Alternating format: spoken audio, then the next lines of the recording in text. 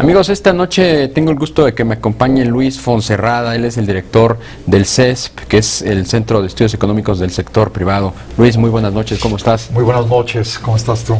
Pues interesado en conocer la perspectiva del CESP. Estamos iniciando prácticamente 2015 con muchos nubarrones en el escenario, precios del petróleo pues cayendo estrepitosamente, una paridad muy inestable para el peso, temas relacionados con la corrupción. Entonces me gustaría tener una perspectiva a grosso modo de cómo están viendo las cosas desde la tribuna del CESP.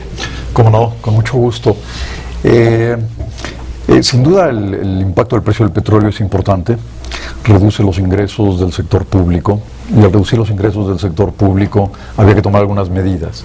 Mantener el gasto como estaba hubiera sido un error, porque entonces solo se puede mantener con más deuda, y tener más deuda no es conveniente. Ya el déficit de este año que se propuso es un déficit alto. Por lo tanto, el recorte es a tiempo, el monto parece ser el razonable. Esperemos que los recortes sean más en gasto corriente, que eso no nos ayuda a crecer, y con cuidado en la inversión pública, ¿no? La inversión pública es muy importante porque nos permite crecer, nos permite crear empleos, induce y complementa la inversión privada, ¿no? Por lo tanto, el año, pues con estos efectos, creemos que podrá crecer alrededor de entre 3.2, pero sobre todo porque no hay un mercado interno pujante, ¿no? Tenemos un mercado americano creciendo muy fuertemente, pero no tenemos un mercado interno todavía. Parecería que Estados Unidos es nuestro único salvavidas, ¿verdad? Nuestro único motor que permita a la economía mexicana crecer en función pues, de la ausencia de la reactivación del consumo interno. Esto es muy importante, Darío, porque la economía americana efectivamente está creciendo de manera extraordinaria y es un motor importante, pero no es suficiente para poder crear todos los empleos que requerimos. Tal vez esa es la parte más urgente en nuestro país. ¿Qué tenía que hacer? ¿Qué se tiene que hacer para justamente crear esas plazas de trabajo, estimular el crecimiento de la economía, el consumo interno? ¿Qué es lo que se tiene que hacer en un escenario pues tan adverso como el que tenemos enfrente? Sí, creo que sería el momento de tomar algunas medidas en política fiscal. Hay varias medidas que se pueden tomar en política fiscal. El año pasado se castigó a la inversión y se castigó el consumo, se incrementó el ISR, se eliminaron las posibilidades de deducir la inversión. Inmediatamente, cuando desapareció el IETU, se creó un impuesto sobre dividendos, se eliminó la posibilidad de deducir algunos de los gastos de seguridad social, en fin, se castigó a la inversión. Y, por supuesto, el ingreso disponible de familias y empresas se redujo. Por lo tanto, el consumo, la demanda global se redujo y eso nos impide crecer. Y además no hemos podido crear las urgentemente, ¿no? Lo requerimos, crear las plazas de trabajo que requerimos, ¿no? Habría que modificar la política fiscal de manera importante. Sin embargo, ha dicho la Secretaría de Hacienda que no va a modificar nada. Eso nos ha dicho. Eso nos ha dicho, que en el 2015 no.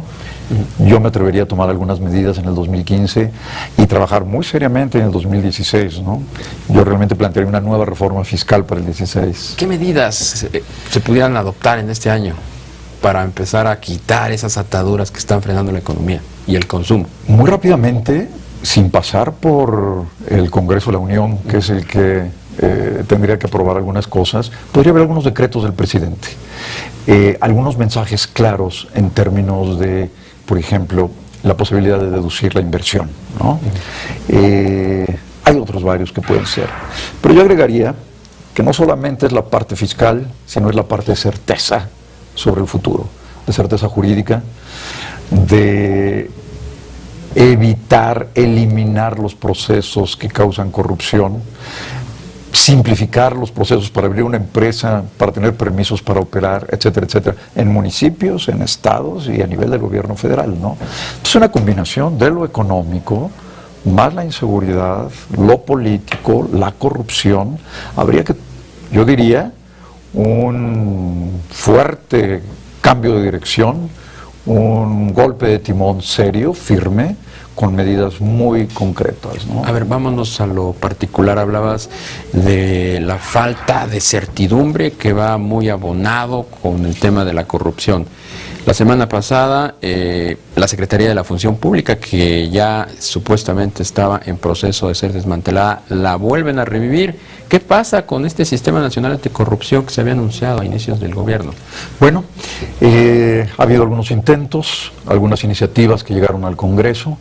En diciembre el PAN planteó una que se parece mucho a lo que creo que requerimos, un sistema nacional de anticorrupción, no solamente medidas aisladas, alrededor de un organismo de anticorrupción, una fiscalía o un tribunal anticorrupción absolutamente independiente, independiente de todos los poderes y con la posibilidad de atraer casos de toda la República, a nivel estatal, a nivel municipal y de los tres poderes, porque la corrupción no solamente está en el Poder Ejecutivo, en todos los niveles de gobierno, está en el Poder Legislativo, está en el Poder Judicial. Entonces, mientras no haya un ente independiente que pueda revisar, atraer todos los casos de corrupción en los tres poderes, a todos los niveles de gobierno, no vamos a tener ningún efecto serio, ¿no? Esto que anunció el presidente de la República hace unos días de revivir la Secretaría de la Función Pública, ¿va en ese sentido? Yo creo que la Secretaría de la Función Pública puede jugar un papel, efectivamente, como parte del sistema anticorrupción, junto con la Auditoría Superior de la Federación y junto con esta Fiscalía Anticorrupción, pero requieren algo que las coordine, algo superior, algo al que apoyen, y es este nuevo organismo. La Secretaría de la Función Pública debe jugar un papel importante. Creemos que está bien que exista, debe ver por las declaraciones patrimoniales de los funcionarios, sus declaraciones de impuestos, sus declaraciones de conflictos de interés, ¿no? Está bien que exista, pero no es suficiente y no es independiente, ¿no? Entonces hay que buscar algo absolutamente independiente que tome y se apoye en estos otros organismos. Y esto es algo urgente, es algo que se tiene que hacer ya. Hace un instante hablabas de modificar la política fiscal en 2016, empezar a introducir decretos en 2015 para reactivar la economía, pero este tema del Sistema Nacional Anticorrupción es algo que ya debe implementarse. Darío, yo creo que es lo más importante.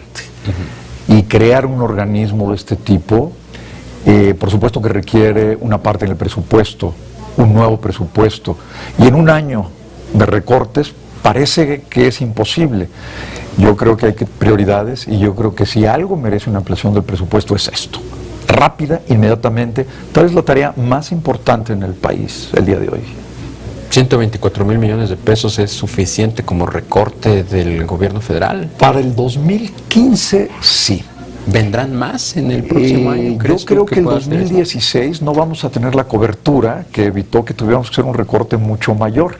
Entonces el 2016, como lo presentó el secretario de Hacienda, va a tener que ser un año con un presupuesto muy bien diseñado, con base cero, y eso quiere decir, pues, podemos llegar a 100, entonces voy apuntando aquí qué es lo más urgente, pues los sueldos del Ejército, de la Policía, de la Marina, algunos otros, ¿no? Médicos, profesores que sí enseñen, etcétera, ¿no?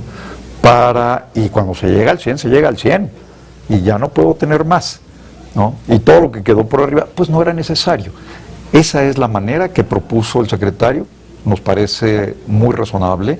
Hay que ejecutarla efectivamente. ¿Y ese presupuesto base cero es compatible con la posibilidad de empezar a soltar esas ataduras fiscales a las que hacías mención hace un Yo creo que sí, yo creo que sí, porque paradójicamente lo que sucede cuando reduces los impuestos, como lo hemos visto en otros países, Irlanda, por ejemplo, redujo su ISR a alrededor de 15%, la actividad económica se recupera enormemente. Y al recuperarse enormemente, hay más ingresos para el gobierno también. Es factible hacerlo. Pues Luis Fonserrada, director general del CESP, el Centro de Estudios Económicos del Sector Privado. Muchas gracias, como siempre es un gusto platicar contigo. Muchas gracias a ti. Muy buenas noches. Buenas noches. Y buenas noches a usted también, gracias por el favor de su atención. Le invito a que permanezca en la programación de Excelsior Televisión. Te invitamos a seguir cuestionando la información con los siguientes videos.